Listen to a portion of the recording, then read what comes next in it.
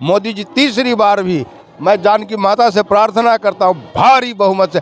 पहले 303 था, अब 353 आएगा। मैं इस जानकी मंदिर के प्रांगण से यानी आप एक नेपाल के होने वाले होते हुए भी भारत के मोदी जी के समर्थन में आप कह रहे हैं कि मोदी जी विश्व गुरु हैं और विश्व के नेता हैं, सिर्फ नेपाल के नहीं। नेपाल में अब नेता है, हमारे नेता हमारा देश चलाते हैं, लेकिन मोदी जी एक अलग चीज़ है। वो विश्व गुरु है, विश्व नेता है, उनका प्रशंसा करना। मैं कोई अपने देश के साथ गद्दारी नहीं कर रहा हूँ।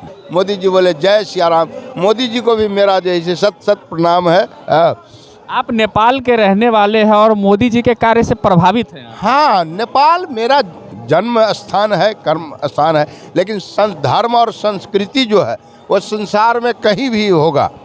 तो धर्म के नाम पर हम सभी पूरे दुनिया के हिंदू एक है। मैं बनारस भी पिछले साल गया था, लगभग 1 साल हुआ है।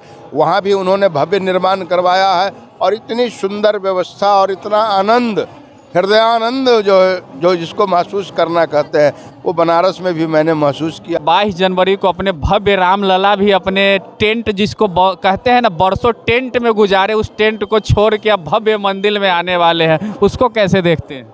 उसको ऐसे देखते हैं जैसे एक समय था जब राम जी स्वयं थे, उनको 14 बरस का वनवास था। ये अयोध्या में तो सैकड़ों बरस, कई सौ बरस लग गए, लेकिन मोदी जी का जब से शासन आया, जो धर्म और संस्कृति की रक्षा भी कर रहे हैं, तो उनका प्रयास, न्यायालय का जो है निर्णय, ये जो है भगवान लला को जो है उस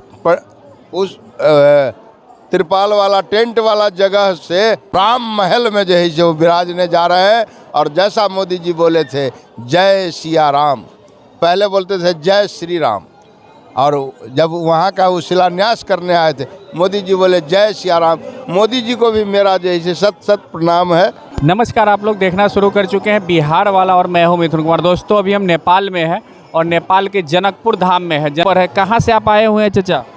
मैं यहीं का हूँ, जनकपुर के ही रहने वाले? जी हाँ। ओहो, भाग्य कि आप जनकपुर के रहने वाले हैं। जन्म धरती है यह, आपका जन्म धरती? जी। लोग तरसते हैं कि हमारा किसी धार्मिक जगह पे जन्म हो, जैसे अयोध्या हो, और खासकर ये जगत जननी माँ जानकी की जन्मभूमि और कर्मभूमि भी बोल सकते हैं इसको। जब तक 18-20 साल तक रही होगी तो यहीं रही होगी? नहीं, यहीं सारा संस्कार तो यहीं हुआ है। जन्मभूमि आज के हिसाब से भारत के बिहार प्रांत में पड़ता है, वो रेखांकन बाद का है, सीमांकन। लेकिन उस समय तो मिथिला राज्य था, राजा जनक का ही क्षेत्र था। तो उस समय के हिसाब से तो मिथिला में ही जन्म हुआ। कैसा अनुभूति होता है आप लोग के कि आप लोग जनकपुर के रहने वाले हैं? इतना दूर दूर से लोग इस जनकपुर को देखने आते हैं।